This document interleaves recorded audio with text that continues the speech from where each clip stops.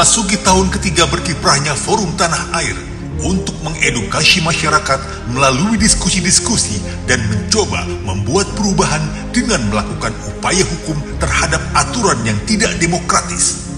Kali ini FTA mengeluarkan 10 tuntutan dalam manifesto politik FTA agar masyarakat dan pemilik suara menjadi pemilih yang cerdas dalam menyuarakan hak-hak politiknya demi tercapainya tujuan mengembalikan kedaulatan ke tangan rakyat sesuai dengan maklumat dalam pasal 1 ayat 2 Konstitusi Undang-Undang Dasar 1945. Manifesto politik FTA terbagi dalam 3 klaster untuk perbaikan politik dan ekonomi Indonesia ke depannya. Klaster pertama, memperbaiki demokrasi dengan membuat perubahan-perubahan mendasar dalam beberapa undang-undang terkait. 1. Menuntut hak dan wewenang kedaulatan tertinggi rakyat untuk memilih dan mengganti anggota parlemen, DPR, DPD, dan DPRD di tengah jalan lewat mekanisme pergantian anggota DPR atau recall election dengan menghilangkan hak pergantian antar waktu atau PAW yang dimiliki oleh partai politik dengan merevisi Undang-Undang MD 3. 2. Menuntut agar semua anggota parlemen, DPR, DPD, dan DPRD dipisahkan dari ikatan partai politik dengan mengubah undang-undang partai politik yang lebih demokratis dengan membatasi kekuasaan partai politik di mana kekuasaan partai politik dalam sistem pemerintahan demokrasi tidak boleh memiliki kekuasaan dan daulat yang lebih tinggi dan lebih besar dari kedaulatan tertinggi rakyat. 3. Menuntut anggota parlemen DPR dan DPD dan pemerintah pusat agar KPU dibuat benar-benar netral, mandiri, terbuka, jujur, adil, dan demokratis dalam menjalankan tanggung jawab dan tugasnya sebagai penyelenggara pemilu, lepas dari segala pengaruh dan campur tangan siapapun dengan mengubah komposisi keanggotaan komisioner KPU dari 7 orang yang telah dipilih oleh DPR lewat seleksi ditambah dengan 36 orang wakil dari 18 partai politik yang lolos dalam pemilu 2024 sehingga menjadi total 43 orang anggota komisioner KPU. 4. Menuntut agar persyaratan presidential threshold 20% dalam pasal 222 Undang-Undang Pemilu nomor 7 tahun 2017 untuk bisa menjadi seorang capres dihilangkan dengan merevisi Undang-Undang Pemilu nomor 7 tahun 2017. 5. Menuntut pemisahan Polri dari lembaga eksekutif presiden, legislatif, dan judikatif dan menuntut agar presiden tidak ikut campur atau intervensi terhadap proses seleksi, pemilihan, dan pengangkatan anggota komisi dan anggota lembaga negara independen lainnya seperti anggota MK, KY, KPK, KPU, Bawaslu, Komnas HAM, dan sebagainya.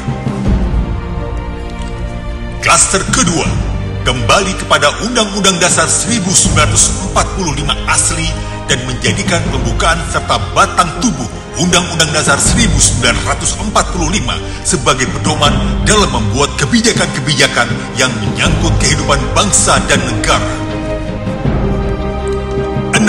Menuntut anggota MPR untuk segera mengoreksi kiblat bangsa yang telah keluar dari tujuan dan cita-cita pendiri NKRI dengan membuat amandemen kelima untuk memisahkan teks asli Undang-Undang Dasar 1945 dengan teks amandemen 4 kali Undang-Undang Dasar 2002. Menuntut pemerintah pusat khususnya Presiden, DPR, DPD, dan Menteri agar menjadikan NKRI sebagai negara yang mandiri secara keuangan, ekonomi, politik, teknologi, dan pertahanan militer, lepas dari ketergantungan utang luar negeri dan utang dalam negeri yang begitu besar kepada negara asing, kreditor internasional, dan lembaga keuangan internasional seperti IMF, World Bank, ADB, JBIC, GICA, dan lain-lain.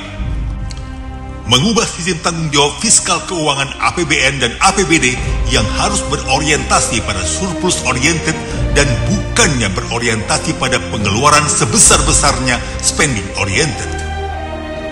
8. Menuntut pemerintah pusat dan pemerintah daerah untuk menyediakan dana alokasi khusus sesuai dengan mandat konstitusi pada pasal 34 Undang-Undang Dasar 1945 lewat APBN dan APBD untuk memberikan jaminan sosial dan kesejahteraan sosial bagi rakyat miskin melalui subsidi atau jaring pengaman sosial berupa bantuan langsung tunai atau BLT khususnya kepada fakir miskin, anak-anak terlantar, orang cacat mental dan fisik atau disabilitas, dan orang tua di atas 65 tahun atau lansia yang hidup sendiri dan hidup di bawah standar garis kemiskinan dengan biaya hidup sebesar Rp31.000 per hari.